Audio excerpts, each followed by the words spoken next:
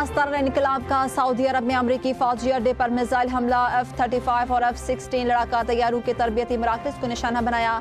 Saudi अरब ने कहा कि खर्ज की जानिब दागे गए 6 बैलिस्टिक मिसाइलों को रोक लिया। दुबई में ड्रोन हमले में सिटी बैंक की इमारत को शदीद नुकसान। बगदाद में अमरीकी फौजी अड्डे पर ड्रोन हमला। इराक के शहर अरबिल में ड्रोन हमले के बाद ऑयल रिफाइनरी में आग लग गई। कुवैत के बैनुल-अक़वामी हवाई अड्डे के रडार सिस्टम पर ड्रोन हमला।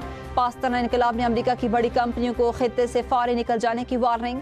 अमरीका की अपने शहरियों को मशरिक़ वस्ता छोड़ने की हिदायत। जेफरी एपस्टीन गिरोह 9/11 जैसा वाक़या इल्ज़ाम के ईरान पर डाल सकता है। ईरानी सुप्रीम नेशनल सिक्योरिटी काउंसिल के सेक्रेटरी अली रजानी का इंकशाफ। कहा, ईरान ऐसे दहशतगर्दाना मंसूबों की सख्त मुखालफत करता है। हमारी जंग अमरीकी आवाम से नहीं है। खलीजी ममालिक में शहरी इलाकों को निशाना नहीं बनाया। मुश्तरका तहकीकात के लिए तैयार हैं। वज़ीर ख़ारिजा अब्बास अराग़ची कहते हैं, ईरान को अमरीका से बातचीत करने में कोई दिलचस्पी नहीं।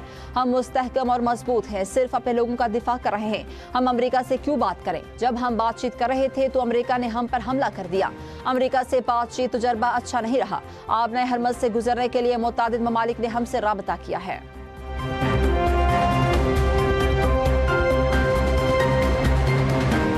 ईरान से जंग अगले चंद हफ्तों में खत्म हो जाएगी। अमरीकी वज़ीर तवानाई का दावा। क्रिस राइट कहते हैं, जंग खत्म होती तो तवानाई की सप्लाई दोबारा बेहतर हो जाएगी। तेल और तवानाई की कीमतों में कमी आएगी, जिसके बाद उम्मीद है कि चंद हफ्तों में सूरत हाल बेहतर हो जाएगी।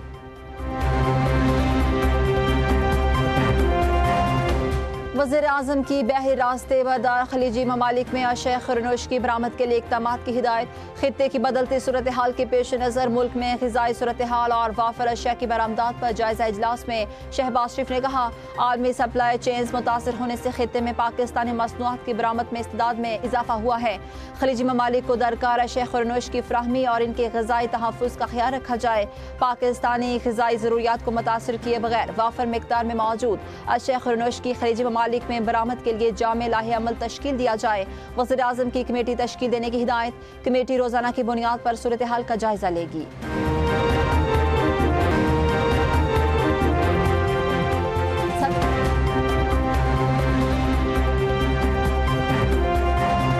सदर जरदारी और बिलावल भुट्टो का सिंध हुकूमत की कारकर्दगी पर इजहार इत्मीनान। पार्लिमानी पार्टी इजलास में सदर जरदारी ने कहा कि इस वक्त हम हालत जंग में हैं।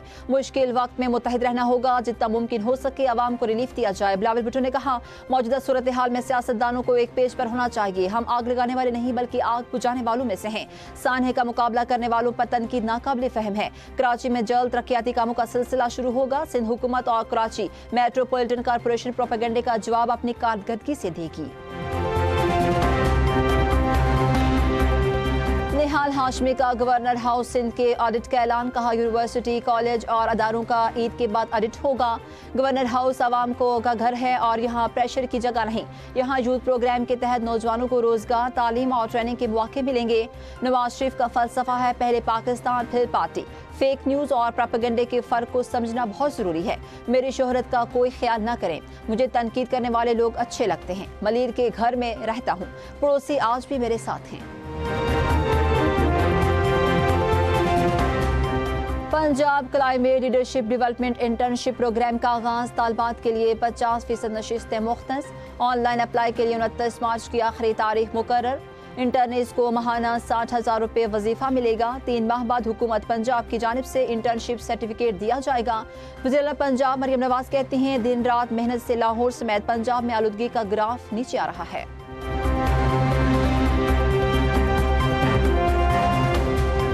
तर्जुमान शरीफ फैमिली ने जुनैद सफदर के वियाना जाने को झूठ करार दे दिया। कहा, जुनैद सफदर अपनी अहलिया के हमरा रायवन में अपने घर पर हैं। झूठ और फेक न्यूज फैलाने वालों के खिलाफ कानूनी कार्रवाई का हक महफूज रखते हैं। वज़ीर इत्तलात पंजाब अज़मा बहारी ने कहा कि जितना जोर झूठ बोलने पर लगाया जा रहा है, काश इतना आवाम की फलाह बहबूद के लिए सोचा होता तो शायद आज आवाम आपके झूठ पर यकीन कर लेती। पंजाब हुकूमत का सरकारी जहाज के मुतालिक झूठा प्रोपेगेंडा फैलाने वालों के खिलाफ कार्रवाई का फैसला। सीनियर वजीर मरियम औरंगजेब कहती हैं, मामले में मुलव्विस हर फर्द और प्लेटफार्म के खिलाफ हत्या के इज्जत कानून के तहत अदालतों से रुजू किया जाएगा। जो लोग ये समझते हैं कि वो इदारों को बदनाम और आवाम को गुमराह करके अपने अंजाम से बच जाएंगे, वो कानून का सामना करने के लिए तैयार रहें।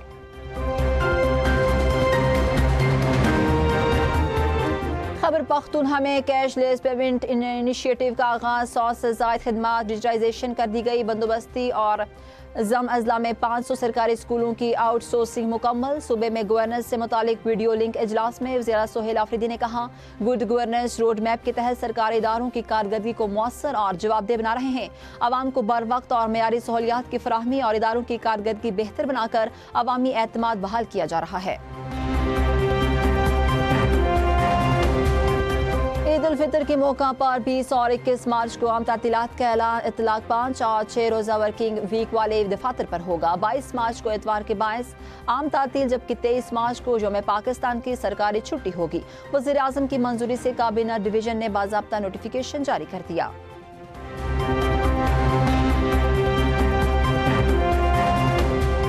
सिंध हुकूमत का ईद उल फितर से पहले जायद किराया वसूल करने वालों के खिलाफ क्रैकडाउन का हुक्म। IG सिंध कमिश्नर्स और ट्रैफिक पुलिस को हिदायत जारी। कार्रवाइयों की रोजाना रिपोर्ट महकमा ट्रांसपोर्ट को अरसाल करने का हुक्म। हुकूमत सिंध ने मामले को फौरी और तरजीही बुनियादों पर निपटाने की हिदायत जारी कर दी। पाकिस्तान रेलवेज का ईद के मौका पर 4 स्पेशल ट्रेनें चलाने का फैसला। पहली ईद स्पेशल ट्रेन 16 मार्च को लाहौर से कराची, दूसरी 17 मार्च को कोयटा से रावलपिंडी, तीसरी 17 मार्च को कराची से पेशावर, जबकि चौथी ईद स्पेशल ट्रेन 18 मार्च को कराची से लाहौर के लिए रवाना होगी।